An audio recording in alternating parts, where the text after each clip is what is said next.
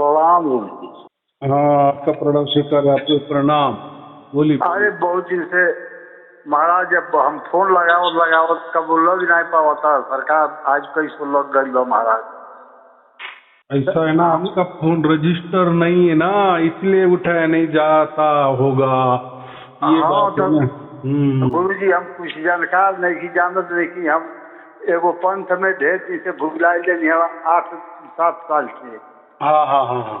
ओमे मन हमार लगत नहीं रहा केहू दे दिया वीडियो देखे लगनी, हमार बहुत मन में हमार बहुत आत्मा के तृप्ति बा मिल गई बा। हमके साल सब तो कुछ मिलल नहीं के तो ओकर खातिर के हम का करी, कौन जुगाड़ उपाय बताएंगे हम के का करेंगे हम के मिल जाओ।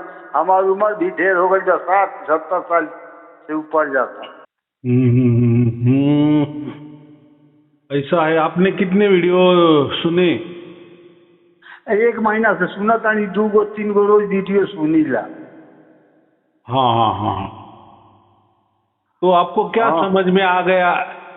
आपको क्या समझ में आ रहा है या नहीं आ रहा है? गुरु जी हमके सुना तानी तो हमके बहुत आनंद आवता, लेकिन कोनो बहुत हमके याद नहीं रहा था। हाँ हाँ हाँ हाँ हाँ हाँ कोनो ऐसा दया करी या किताब उताब कुछ दे के तरह आई तनी हमके कौन चीज बताएंगे हम ओके तनी देखी होकी कोनो उपाय करी कि हमके सार शब्द केहू तरी मिल जाओ जौन करे ओके हम करी। हाँ ऐसा है। अभी वही अभी देखो आपकी इतनी उम्र हो गई ना, तो अभी कुछ तो भी आपने तो किया होगा ना, कहीं तो भी। अरे एगो पंथ में रही है साहब, 10-12 वर्ष बीत गई गाँव में। हाँ हाँ हाँ इच्छा के दे दिया दवाई मिल गई, तब से हमारे एकदम यही पर हमारा बहुत मन इच्छी हो गई बा। हम सभी भुला गए बनिया कैसो चाहता नहीं, हमारा 76-77 को उम्र हो गई बा। हाँ गुरु जी। अभी ऐसा है ना, इस उम्र में आप तो पढ़ भी नहीं सकते ना कोई। अभी देखो मेरे यहाँ तो वो तो कोई बात ही नहीं है। कोई आपको जाप नहीं करने का है, कोई अजपा नहीं करने का है, कोई ध्यान में नहीं बैठना है, किसी गुरु के पाँव भी नहीं दबाने हैं, क्योंकि ऐसा है कि ये किसी मनुष्य द्वारा मिलता ही नहीं। ये सबसे बड़ी बात है। और ये बात कोई बोलता भी नहीं, बोलता नहीं माने उनको ही मालूम नहीं है, ऐसा समझो। बराबर। अगर उनको मालूम नहीं तो वो भी क्या बताएंगे, क्योंकि ये जो होता है ना मोक्ष वगैरह, जैसे हम कहते हैं ना धर्म अर्थ काम मोक्ष, तो मोक्ष मिलना ये तो मनुष्य जन्म का मुख्य उद्देश्य है ना। हाँ गुरु जी हमारा हक है मोक्ष, हमें मनुष्य जन्म में मिलना ही मिलना चाहिए। बराबर। वह गुरु जी हम चाहते हैं कि केहू तरह जन्म में वो मिल जाए तो मजबू हमारे बहुत हो गई बा। अच्छा है। देखो आपने ये जो इच्छा प्रकट की ना, यही बहुत बड़ी बात हो गई, यही बहुत बड़ी बात हो गई। नहीं तो ऐसी इच्छा कोई आजकल तो नहीं करता है, क्योंकि जो तो अपने पोता पोती में ही मस्त है। बराबर। उनके ही देख रेख में मस्त है। अभी लड़के तो बड़े हो गए हैं, फिर उनकी भी शादी भी हो गई है, उनके लड़के को लड़के हो गए हैं। मैं इसलिए बोल रहा हूँ कि पोता पोती में ही मस्त है। माने ऐसा समझो कि वो अगले जन्म की तैयारी कर रहे हैं कि वापिस मुझे मनुष्य जन्म मिले या मैं कैसे भी हो जन्म में आए, माने इस प्रकृति में आए। लेकिन देखो जन्म तो आपके हाथों में नहीं ना, मरण भी आपके हाथों में नहीं ना। जी गुरु जी। तो लोग जो कहते हैं ना कि मैं अभी बहुत धन कमाऊंगा, फिर मेरे अगले पीढ़ियों को काम आएगा, फिर उस पीढ़ी में मैं वापस जन्म लूंगा और इसी धन का उपयोग करूंगा, तो ये सब स्वप्न जैसी बातें होती है। बराबर। आपने क्या कर्म किए क्या नहीं किए उसके हिसाब से आपको अगला जन्म तय होता है ना। हाँ गुरु जी। हाँ, वो तो आपके हाथों में नहीं होता, लेकिन लोग तो इतने माने, ऐसा समझो कि मनुष्य जो है ना, मनुष्य जन्म ही ऐसा बनाया है कि ऐसा समझो कि मनुष्य माने ही अहंकार, माने मैंपना। वो ऐसा सोचता है कि जैसे बाकी सब प्राणी है, लेकिन मैं मनुष्य हूँ, मैं बहुत बुद्धिवान हूँ, मैं ऐसा बुद्धिवान हूँ कि कोई परमात्मा होगा ना तो उसकी कॉलर पकड़ के मैं ला सकता हूँ, इतनी हिम्मत है। तो ये मनुष्य जन्म में बहुत अहंकार होता है आदमी को, माने खुद परमात्मा बनने की कोशिश करता है। ऐसे ये काम ऐसे हमने कथा कहानी में सुने हैं ना, कि कोई राक्षस होते थे बड़े बड़े, वो घोर तपस्या करते थे, फिर शिव जी को प्रसन्न करते थे या कोई बड़े देवता को प्रसन्न करते थे, फिर उनसे वरदान लेते थे, बढ़िया वरदान प्राप्त करते थे, और फिर जिसने वो वरदान दिए उसके पीछे पड़ते थे। तो वैसा ही, ऐसा समझो कि आदमी जो मनुष्य है ना, वो भी वैसा ही हो गया है, बराबर। वो सब कुछ भूल चुका है, और अभी तो ये कलयुग का आदमी ना, वो तो ऐसा समझो कि परमात्मा को भी चैलेंज दे रहा है और खुद परमात्मा बनने की कोशिश कर रहा है। हालांकि ऐसा कोई नहीं बन सकता, बराबर कि नहीं। देखो, हम अगर हमारे गांव के मुखिया नहीं बन सके तो पंतप्रधान क्या बन सकते हैं, कितनी सहज बात है। लेकिन ऐसे सपना देखते हैं तो वो सपना के लिए ठीक है, दूसरों के सामने मान बढ़ाई करने के लिए, गप्पे मारने में के लिए ठीक है बात, लेकिन सच्चाई कुछ तो भी अलग होती है। तो मनुष्य ही ऐसा समझो, और ये मनुष्य जीवन इतना श्रेष्ठ है, ये गया तो सब गया। तो हाँ, तो इसी में ही हमारा कल्याण होने वाला है। माने दो रास्ते हैं, एक रास्ता तो वो तो है ही, वो तो हम चल रहे हैं, बराबर। आगे भी ऐसे ही चलते रहेंगे तो हमारा अगला जन्म जो हमारे कर्मों के हिसाब से होने वाला, वो तो होने वाला है, और उसकी कोई इतना टेंशन लेने की बात नहीं है। वो तो जैसा रीति रिवाज चला आया है, जैसा चक्कर चला आया है, वैसा तो मिल ही जाएगा, उसकी इतना लोग चिंता भी नहीं करते, बराबर। लेकिन कोई हटके लोग रहते हैं, और कोई हटके लोग रहते हैं तो उनका विवेक जागृत होता है।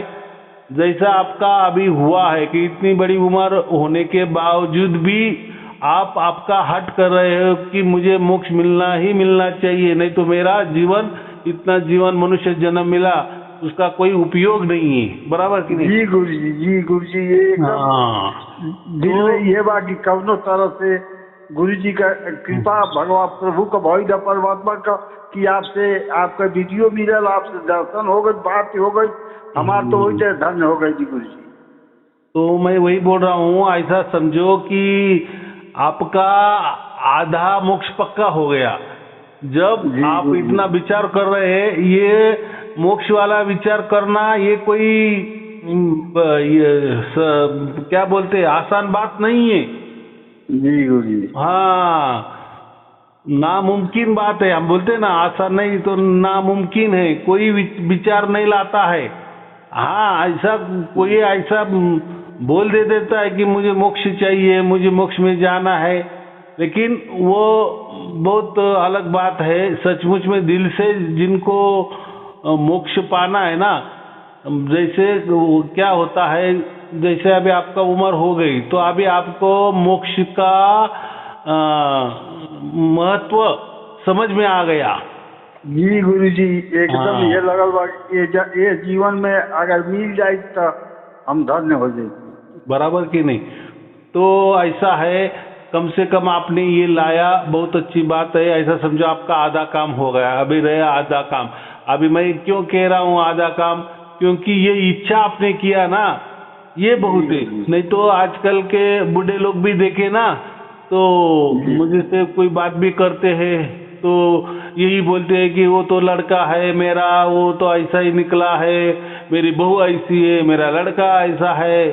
मेरा वो ऐसा है, मेरा वो ऐसा है, मेरी ये इच्छा अधूरी रहेगी, मेरी वो इच्छा अधूरी रहेगी, माने सब प्रापंचिक की बातें करते चलते हैं। बराबर नहीं गुरुजी, हमके खाली उहे एगो इच्छा बा कि खाली आपका कृपा हो जाएगी, हमके उसास शब्द जीवन में मिल जाए बस। धन्यवाद। हाँ, तो ये महत्वपूर्ण है, ये होना महत्वपूर्ण है। तो मैं वही बोल रहा हूँ ना, तो कोई लोग मोक्ष उनको क्यों चाहिए या सार शब्द क्यों चाहिए, तो उनको ऐसा लगता है कि ये सार शब्द मिल जाए ना तो मेरी बहू ठीक हो जाएगी, मेरा बच्चा ठीक हो जाएगा, मेरी सेवा करेगा वगैरह वगैरह। तो ये सारे शब्द उस काम के लिए नहीं है, ये प्रापंचिक काम के लिए नहीं है। या परमात्मा को आप अपना प्रपंच के लिए मत इस्तेमाल करो, बराबर कि नहीं। माने आपको परमात्मा ही समझ में नहीं आया, ऐसा वो आपको कोई जादू की छड़ी लग रही है, जैसा सार शब्द माने अल्लाउद्दीन का दिया आपको लग रहा है कि वो मिल गया तो मेरा ही। देखो वो तो सहज है, परमात्मा बहुत सहज है, मैं भी बोलता हूँ, सब कुछ बोलते हैं, लेकिन वो जो सहज है ना वो हमारी तरफ से सहज नहीं है, लेकिन परमात्मा की तरफ से, परमात्मा की तरफ से वो सहज है, क्योंकि परमात्मा की तरफ से वो हमें मिलना उसके लिए बहुत सहज बात है। लेकिन हम हमारे से परमात्मा मिलना ये कोई सहज बात नहीं है। तो मैं वो सहज की बात कर रहा हूँ, माने परमात्मा की सहज की बात कर रहा हूँ। तो अभी क्या करना है आपको? अभी तो मेरे यहाँ तो मैं तो बोला ना कि कोई आपको ध्यान साधना को मैं बिठाऊंगा नहीं, कहीं आपको बुलाऊंगा नहीं, कोई खर्चा भी आपको बोलूंगा नहीं। अभी आपकी परिस्थिति कैसी क्या है? और नहीं गुरुजी, खर्चा कहीं अगर ऐसा होके तो हम होके बस खर्चा बाड़ी गुरुजी। हाँ, माने कैसा है कि जो हमारे पास पैसा होता है ना, ऐसे हम लास्ट इसमें रहते हैं ना, माने हमारी उम्र हो जाती है तो थोड़ा सत्कर्म करते जाना। क्योंकि क्या होता है, हम संसार में वन वे चलते हैं। वन वे माने आने दो आने दो आने दो, मेरे पास आने दो मेरे पास आने दो, लेकिन वो कभी नहीं सोचता जैसा मेरे पास आने दो मैं बोल रहा हूँ, लेकिन मेरे से कुछ जाने दो ये बात नहीं कर रहा है ना। माने अभी ये संसार छोड़ना है, संसार के लिए बहुत हमने किया, मांगते गए, आते भी गया, लेकिन उसकी इतनी आदत हो गई ना, मरते दम तक हम छोड़ने की बात नहीं कर रहे। जैसे हमको मिला ना, ऐसा तो हम नहीं कह रहे ना कि आपको लोगों ने 100 रुपया दे दिए और अभी 100 की 100 रुपए आप लोगों को बांट दो, ऐसी बात नहीं होती। कम से कम उसमें से 1% कुछ तो भी तो दान धर्म दान पुण्य करना चाहिए, उसको हम सत्कर्म कहते हैं, या उसको सत्कर्म कहते हैं, निष्काम कर्म कहते हैं।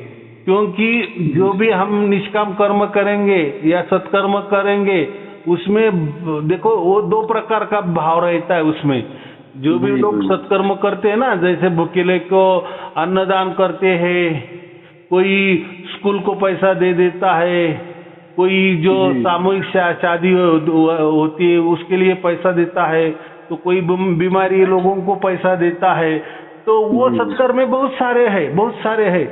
लेकिन वो उस सत्कर्म से हमको पुण्य मिलता है, तो वो पुण्य से हमें अगला जन्म तय हो जाता है, लेकिन मोक्ष नहीं मिलता। तो इसीलिए वो जो कर्म किए हमने ना, वो सकाम कर्म किए। आया समझ में? और मैं सत्कर्म की बात कर रहा हूँ, सकाम कर्म की बात नहीं कर रहा हूँ।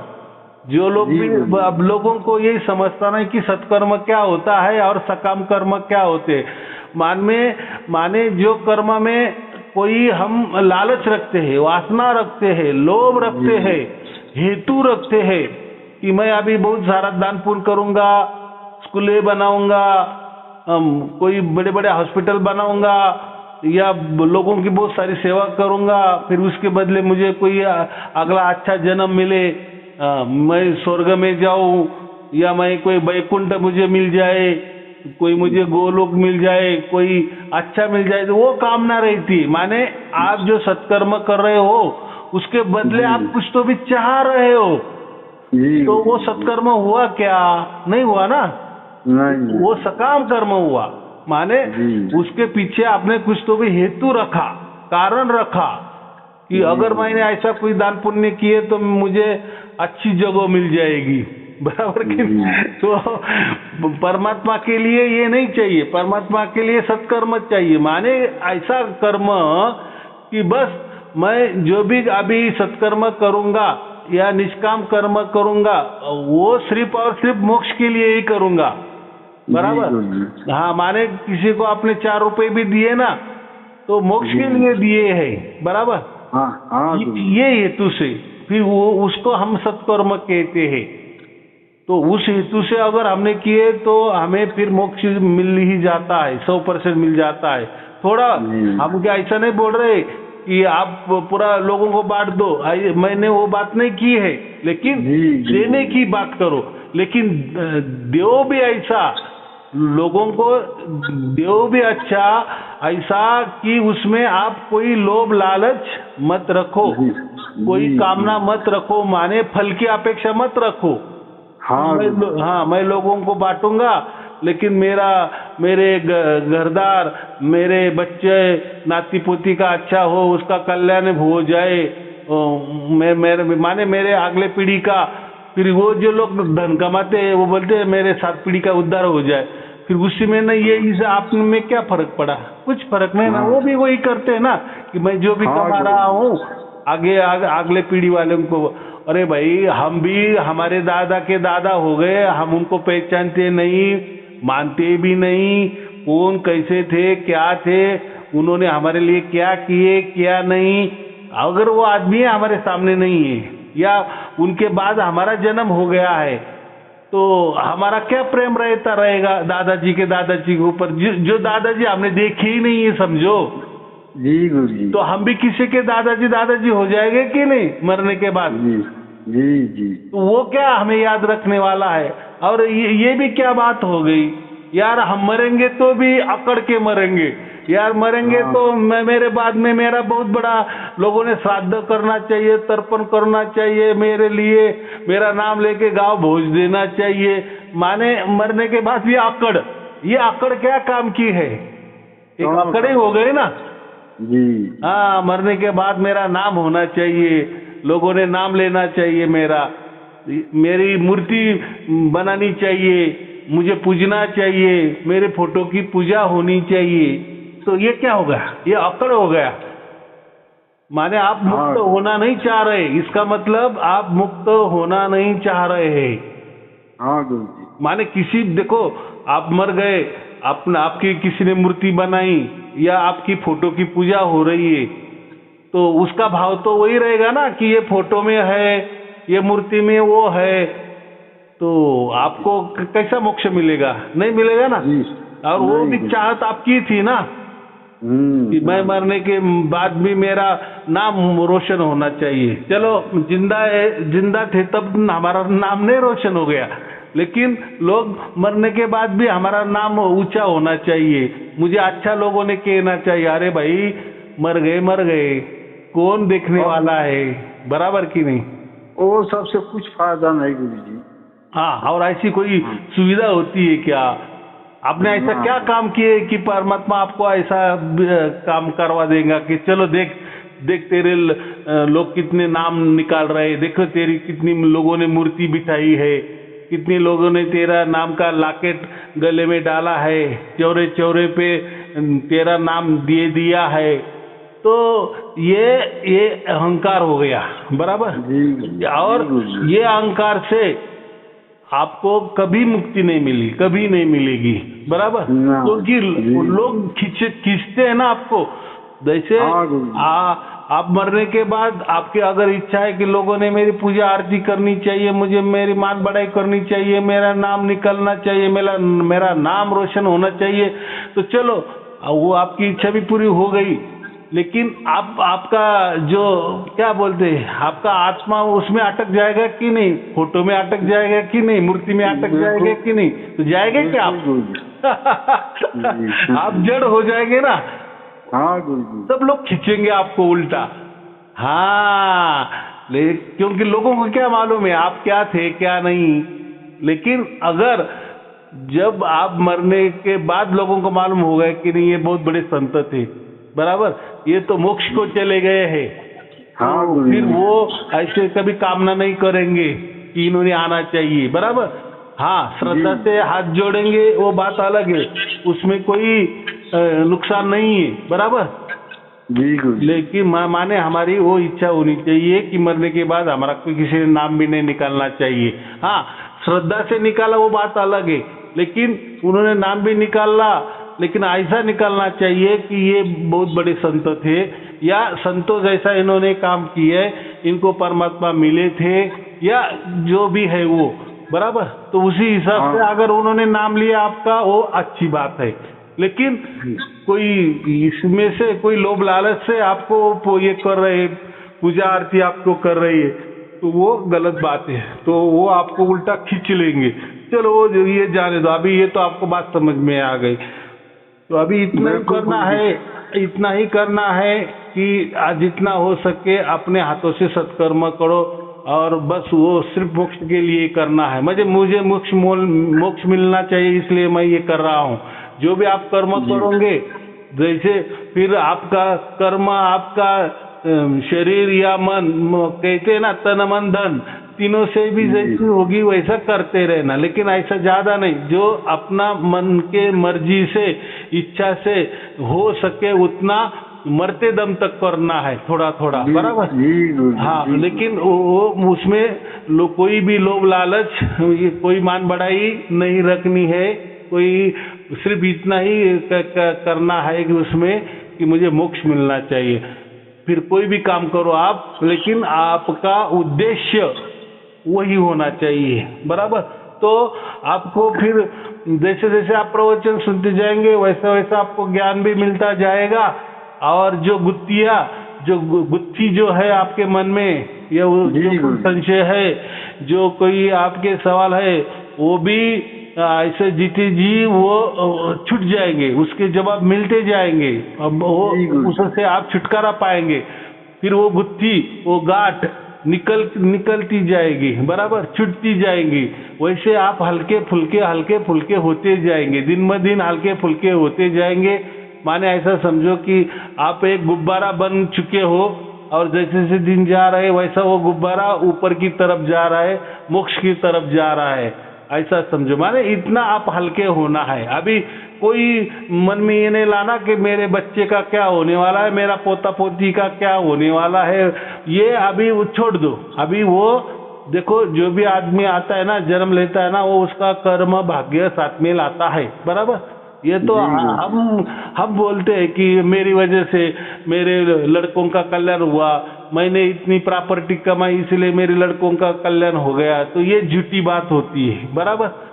वो आपका भाग्य में उतना धन था, तो ठीक है, वो धन आपका कितना काम आने वाला है, मरते दम तक की काम आने वाला है ना, मर जाने के बाद थोड़ी वो धन आपको काम आने वाला है क्या? ना गुरुजी, वो तो परिवार के लिए काम आने वाला है, बराबर।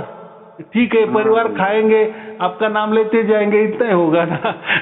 लेकिन आप वो देखने को आने वाले हैं क्या? तो वो भी इच्छा नहीं करना, बराबर। कोई चिंता की बात नहीं, अभी इच्छा एक ही करना, मोक्ष। बस अपना जैसा धर्म में कहा है ना, धर्म अर्थ काम मोक्ष, तो आपके तीनों अभी हो गए। अभी आपका सिर्फ अभी मोक्ष वाला ही ऐसा समझो जगह खाली है। तो मोक्ष के लिए सत्कर्म करो, निष्काम कर्म करते चलो। देखो, तो आप मरते दम तक मेरे ख्याल से आपको मोक्ष मिलना ही चाहिए, बराबर। और जैसे आप, हाँ बोलो गुरुजी, आपका फोन लग गई, आपसे बात हो गई, हमके आधा हमारा तमन्ना बहुत पूरा हो गया गुरुजी। बराबर, हम जान गए जी कि हाँ प्रभु परमात्मा खुश बाना, कुछ करिए हमारे साथ। हाँ, अभी आए ना समझ में। मानिए आप जो भी करते थे, आपकी भावना, आपकी इच्छा, आपका लोभ, आपकी वासना किसके लिए थी? परमात्मा के लिए थी। तो परमात्मा के लिए लोभ, वासना, इच्छा जो भी कुछ है करनी अच्छी बात है, लेकिन लोभ, वासना, इच्छा, लालच ये प्रपंच के लिए नहीं करनी चाहिए, वो घातक है, वो हमें 84 लाख योनि में डालती है। लेकिन परमात्मा की इच्छा, लोभ लालच अच्छी रहती है, मोक्ष के लिए लोभ लालच अच्छा रहता है, बराबर। तो आप अभी उसके लिए करो। तो अभी जैसे आप प्रवचन सुनते जाएंगे तो आपके हिसाब से ही आपके सवालों के बराबर जवाब मिलते जाएंगे, बस मिल भी गए तो भी आप हल्के फुल्के होते जाएंगे। और रही बात, तो ये सब जो है वो तो परमात्मा देख रहा है कि नहीं, बराबर। परमात्मा तो सबके अंदर है, आपके अंदर भी है, कण कण में है कि नहीं? जी गुरु जी। हाँ, तो हमारा जो आत्मा है ना, उसके भी अगल बगल परमात्मा है। जैसा सागर में, समंदर में मछली रहती है कि नहीं, तो मछली के आजू बाजू, ऊपर नीचे, अंदर बाहर पानी पानी भरा रहता है कि नहीं? हाँ गुरु जी। ऐसा ही समझो, वो पानी समझो परमात्मा है, बराबर। और जो मछली है ना, वो आपकी आत्मा समझो। तो वैसा आपके आत्मा जो आपके शरीर में है, तो उसके अगल बगल सब कुछ परमात्मा खचाखच भरा है। तो आप जो भी कर रहे हैं, लेकिन एक बात कभी ख्याल में रखो, ध्यान में रखो, पक्का गांठ बांधो कि परमात्मा अलग है और आपकी आत्मा अलग है, बराबर। समंदर अलग है, लेकिन समंदर में रहने वाली मछली अलग ही है। मछली कोई समंदर नहीं है, या सागर नहीं है, या सागर या समंदर मछली नहीं है, बराबर। लेकिन वो सागर में या समंदर में मछली रहती है, लेकिन दोनों ही अलग अलग है। आया समझ में? तो एक बात नहीं होती। वैसे परमात्मा हमारे अंदर बाहर ऊपर नीचे खचाखच भरा है हमारे आत्मा के आजू बाजू में, बराबर। लेकिन परमात्मा अलग ही है, हम अलग ही है। ये तो कम से कम मरते दम तक ख्याल में रखो। नहीं तो ये आजकल के गुरु लोग, इनको परमात्मा मालूम नहीं है, आत्मा कोई परमात्मा मान लेते हैं, किसी को कुछ भी मान लेते हैं, वो जाने। हाँ गुरु जी, उसी में हमारा बहुत समय व्यर्थ हो गया गुरु जी। चलो, आपका टाइम गया, लेकिन लास्ट में तो समझ में आ गया ना, बहुत हो गया। कहते हैं ना, ऐसे जमाने, पहले के जमाने में कथा कहानी में आता था, वो मरते दम तक उसने कभी राम का नाम नहीं लिए, और मरने के टाइम उसने राम बोल दिए, अब उसको मुक्त हो गया। ये ऐसी कथा कहानी है। तो उसका कहने का, वो कहानी का मतलब क्या है कि मरने का जो टाइम आ गया, उसी टाइम उसको गुत्थी समझ में आ गई कि परमात्मा अलग होता है और मैं अलग होता है हूँ। ऐसा वो कहानी का अर्थ है, संकेत है, बराबर। नहीं तो आप भी ऐसा करेंगे, अरे राम का नाम लेना चाहिए तो ऐसा कुछ नहीं। जब आदमी मरने को जाता है ना, उसी टाइम तो हम बेशुद्धि में रहते हैं ना, तो क्या नाम लेंगे? वो आधा घंटा हमारी बेशुद्धि में रहते हैं, हम ऐसा समझो कि सुषुप्ति अवस्था में चले जाते हैं। तो वहाँ का आपका राम का नाम आने वाला है, गुरु का नाम आने वाला है, गुरु मंत्र आने वाला है, गुरु आने वाला है। ये सब बकवास बातें हैं। ये क्या है? बकवास बातें हैं। लेकिन हमें इतना ही समझना चाहिए कि मैं अलग हूँ, परमात्मा अलग है, और हमें परमात्मा के देश में जाना है, बराबर। और वो जो अधिकार है वो सिर्फ और सिर्फ परमात्मा का है, हमें लेके जाने का। क्योंकि हमें ना परमात्मा मालूम है और कैसे जाना ये भी हमें मालूम नहीं। लेकिन परमात्मा हमारा बाप है। हम अगर जीते जी ही हम उसकी ये प्रार्थना कर रहे हैं, या उसकी पहचान करवा ले रहे हैं, या परमात्मा हमको समझ में आ रहा है, आ गया है, तो बस यही तो परमात्मा को समझ में आ जाता है। फिर वो आगे क्या करना है वो उसकी प्रणाली, उसकी जाने, उसकी लीला वो जाने, बराबर। वो कोई ज्यादा टेंशन नहीं लेने का, बराबर, वो बराबर करेगा। तो ऐसा समझना कि हमें मोक्ष मिल ही गया है। तो ऐसा कभी नहीं समझना कि प्रवचन में लोग बोल रहे कि हमें सार शब्द की प्राप्ति हो गई, ये हो गया, वो हो गया। वो जाने दो, जो है वो उनका। देखो उनकी उम्र कितनी होगी, उन्होंने क्या क्या किए होंगे, अभी वो टाइम आपको नहीं ना। आपका वो अभी इतना 20-40 बरस आपको रहना नहीं। आपके जितने भी जो भी 10-20 बरस हो गए आपके, उतने ही। तो कम से कम उतने में तो आपको समझना चाहिए ना। क्योंकि जैसे जैसे हम ज्यादा बुढ़े हो जाते हैं तो हमारी थोड़ी सी स्मरण शक्ति भी कम होती है कि नहीं? हाँ थोड़ा हाँ गुरुजी। हाँ, थोड़ा शरीर भी हमें साथ नहीं देता। तो कम से कम हमें तो अभी तो मैं जो बोल रहा हूँ आपको तो समझ रहा है ना? हाँ गुरुजी। हाँ, वैसे आप जो बोल रहे हैं मुझे समझ में आ रहा है। माने अभी आपकी स्मृति ठीक है और उसी में आपको जो ज्ञान मिलना चाहिए अभी वो मिल गया है। अभी वो ज्ञान ही उसका काम करेगा, माने अभी परमात्मा उसका काम करेगा। बस आपकी मंजूरी की ये क्या बोले, आपकी मंजूरी चाहिए थी, ऐसा समझो।